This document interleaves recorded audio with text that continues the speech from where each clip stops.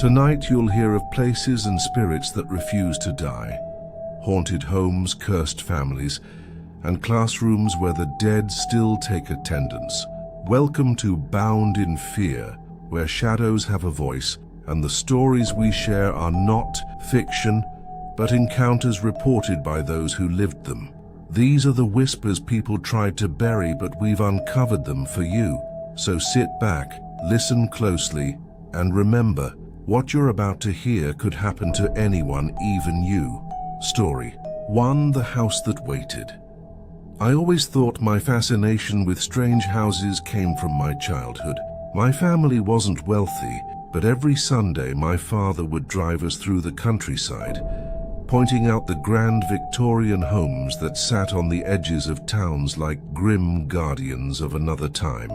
There was one house in particular that always pulled at me. Though my father refused to stop near it, it sat alone at the end of a long dirt path, its iron gates twisted with age, paint peeling from its bones. "That's not a house, it's a coffin," my father muttered once, tightening his grip on the wheel. By the time I was 21, my father had passed, and I inherited his old sedan. On a late autumn evening, driven by some morbid curiosity, I found myself parked outside that same house. The world was quiet, no crickets, no wind, just silence, like the place itself demanded it. The gates were open now, hanging wide as if the house had been waiting for me all these years. I stepped inside, crunching dead leaves under my shoes. The door gave way with a groan when I touched it, the kind of groan that sounds like a warning. The air inside was suffocating, a mix of mildew and something metallic like old blood. Dust floated in the thin light filtering through broken windows. The walls were lined with portraits, pale-faced men and women with sharp cheekbones, their black eyes painted so vividly they almost shimmered. Every single one seemed to follow me as I walked deeper into the house. The floorboards whined under my weight, and somewhere upstairs something echoed the sound. Another step, perfectly in time with mine. I froze. Silence. Then I moved again, and the echo returned. Someone or something was keeping rhythm with me. I told myself it was the house settling, but when I reached the base of the staircase, I saw them. Bare footprints in the dust leading upward. Small prints, as if a child had walked there recently. The prints stopped at the top step, vanishing into shadow. Against all logic, I followed. The hallway upstairs was lined with doors, most shut. Some cracked. A faint hum came from one room like someone singing a lullaby. The voice was soft, childlike, but the melody was wrong, broken, as if the singer had forgotten how it should go. I pushed open the door. Inside was a nursery. Rocking horses, dolls with cracked faces, a crib with sheets yellowed from age. The rocking chair in the corner was moving slightly, though no one sat in it, and on the crib, resting neatly as though just placed there, was a small porcelain doll. Its black eyes glinted in the dim light, and for a moment I thought it blinked. Took a step back, bumping into the dresser. The mirror above it wavered, not the glass itself, but the reflection. In it I wasn't alone. A young girl stood behind me, pale as wax, her eyes darker than pitch. Her mouth stretched into a grin, though her face in the room was gone when I turned. The reflection, however, smiled wider.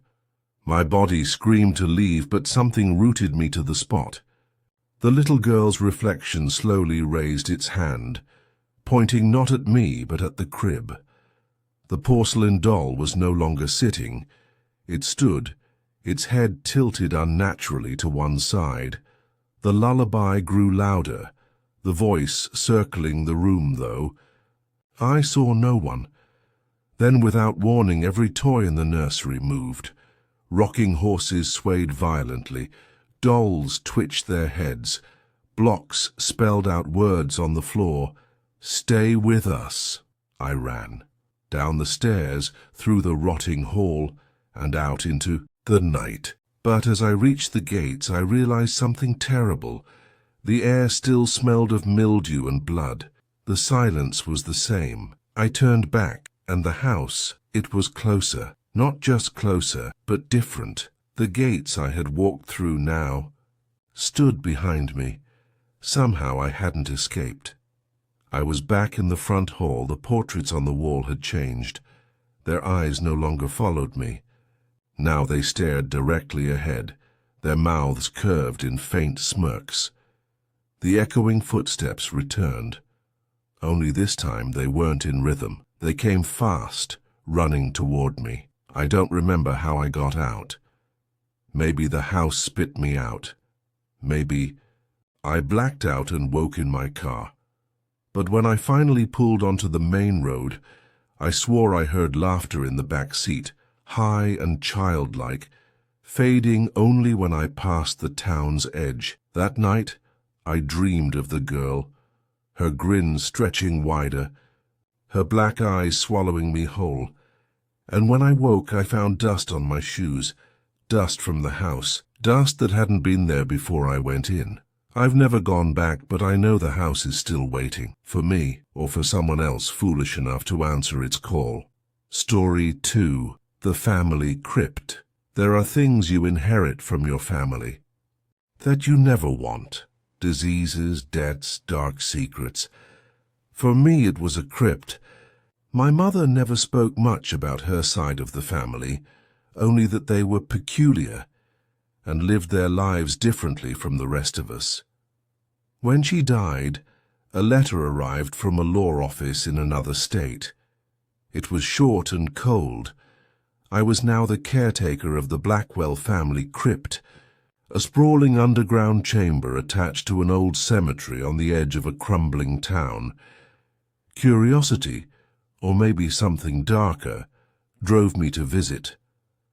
The cemetery sat behind a wrought-iron gate, its bars rusted, the arch above spelling out Mortem, Haeternum, Death Eternal. The air there was thick, damp, and oddly still, as though time itself refused to touch the place. Graves slumped into the earth, names half swallowed by moss. At the far end loomed the crypt, carved from grey stone, its entrance sealed by heavy doors engraved with twisting vines and skulls. The key the lawyer sent me fit perfectly, though the lock felt like it hadn't turned in centuries. With a groan, the doors opened, and the smell of old soil and dust washed over me. A staircase descended into darkness, each step creaking with damp. I lit a lantern I had brought, and the shadows fled reluctantly, revealing walls lined with alcoves. Each alcove held a coffin, some pristine, others rotted through, wood flaking into powder. Names were carved above each, Blackwell after Blackwell, stretching back generations.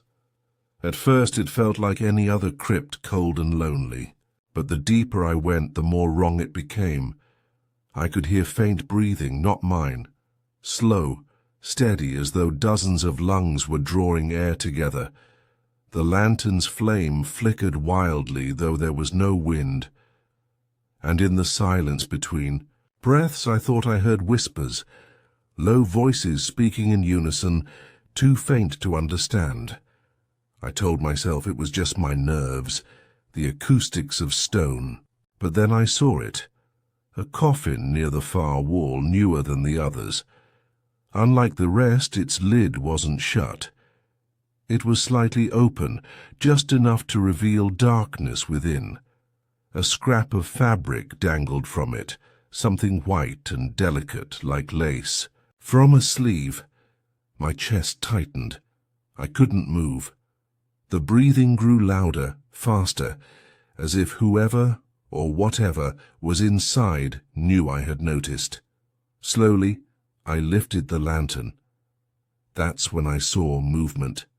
A hand, pale and thin, slid up from the gap. The fingers were long, bony. their nails blackened, scratching lightly against the wood. I stumbled back, the lantern almost slipping from my grip. The whispers rose into a murmur, circling me, echoing from all sides. The breathing was no longer steady, it was hungry, and from the open coffin the hand pushed harder, lifting the lid inch by inch. I turned and ran, my footsteps crashing against stone, echoing like gunshots.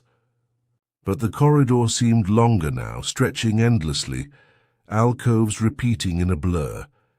Whispers chased me, words sharper, more distinct. Stay, stay, stay. I dared to glance behind me, and my blood froze. Figures were stepping from their alcoves one by one, skeletons draped in tattered funeral clothes, eyes hollow but glowing faintly as if lit by dying embers. They moved slowly but deliberately, their whispers in perfect unison. The lantern flickered, then died. I was swallowed by darkness. My breath came in ragged gasps, and for a moment I couldn't tell if the breathing around me was theirs or mine. Something brushed my arm, cold, damp, fingers dragging across my skin. I screamed, fumbling blindly until my hands found the staircase. I ran, clawing my way up, slamming into walls, scraping my knees and elbows. Behind me the whispers turned into low laughter, cruel and endless. When I burst out into the cemetery, the night air felt alive, sharp in my lungs. I slammed the crypt doors shut, locking them with shaking hands. Silence returned, but not peace. I could still feel their presence pressing against the stone, waiting, patient. I told myself I'd never return, but the curse of family is that it binds you, whether you want it or not. At night, when I try to sleep, I hear the faint breathing, again steady and slow, as though echoing through the walls of my house. And sometimes, in the mirror, I swear I see pale faces behind me, mouths moving in silent whispers I can't quite hear. The Blackwells may be buried, but they are not gone.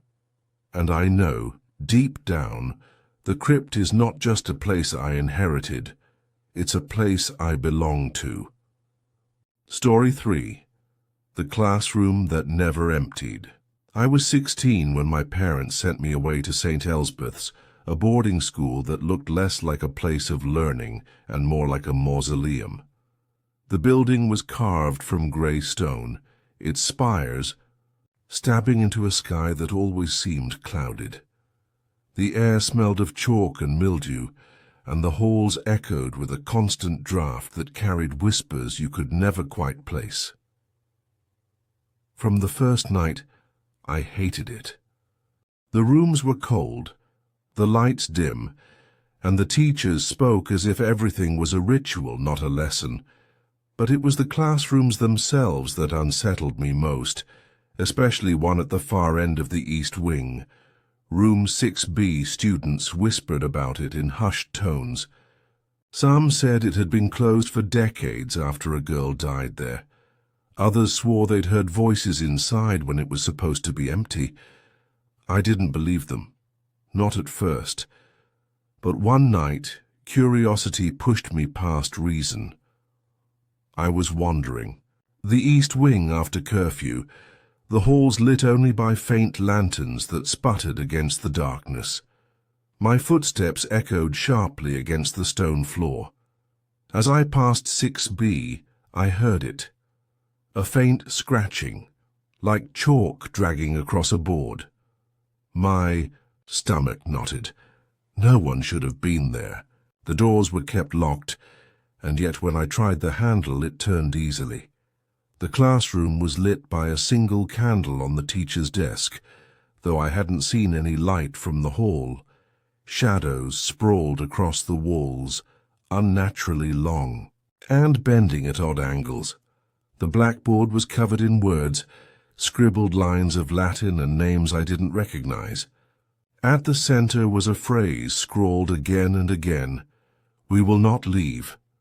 Desks sat in perfect rows, but they weren't empty. Figures occupied them. Dozens of students slumped over, faces hidden by long hair or bent heads. Their uniforms were outdated, tattered, stained with yellowed age. None of them moved, not even to breathe. I froze. My pulse pounded so hard I could hear it in my ears. Then, one by one, the students lifted their heads. Their eyes were hollow sockets, dark, and endless, but they were watching me. Every single one of them. The scratching on the board grew louder. I turned toward the sound and my throat locked. A girl stood there, writing with her finger.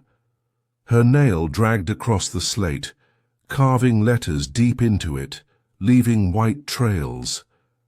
She was impossibly thin, her skin stretched tight, lips cracked as though she hadn't spoken in years. Her eyes, though, burned with something alive. She turned slowly, her mouth pulling into a grin that showed too many teeth. "Sit," she whispered, though her lips barely moved. I couldn't. My legs refused to bend. Every instinct screamed to run, but when I turned, the door was gone. In its place was just a wall of stone. Desks scraped against the floor as the students rose, moving stiffly, surrounding me. Their hollow sockets locked onto mine, and the whispers began. Low at first, then building, overlapping, an incomprehensible chant. The girl at the board walked toward me, her steps echoing louder than they should have. With each step, the candlelight dimmed until the room was nearly dark. She stopped inches from me, the stench of rot clinging to her. She reached out, her fingers cold, pressing against my chest. "Now you're one of us," she whispered. The world tilted. I stumbled, crashing into a desk. When I blinked, the classroom was empty. The desks were dusty, broken, the blackboard wiped clean. Only the candle remained on the desk, burning steadily, though it had nearly melted down to nothing. I ran back to my dorm, refusing to look behind me. But sleep never came. When I closed my eyes, I saw those hollow sockets, those faces turning in unison to watch me. The next day I asked another student about 6B. She went pale, shaking her head. "They told us never to go there," she whispered. "Once you see them, they don't forget you." She was right. The days passed, but I kept catching glimpses, reflections in the window of students sitting behind me when the classroom was empty. Hollow eyes staring from the dark corners of the library, desks scraping in the night outside my dorm. One evening, I returned to my room to find a message scratched into the wall above my bed. "You didn't sit." Now, years later, I still dream of St. Elspeth's. I see the candle flickering, the girls' teeth grinning, the rows of hollow-eyed students waiting patiently. And sometimes, when I wake in the dead of night, I hear it again, the scratching of chalk carving my name over and over into a blackboard that has no end.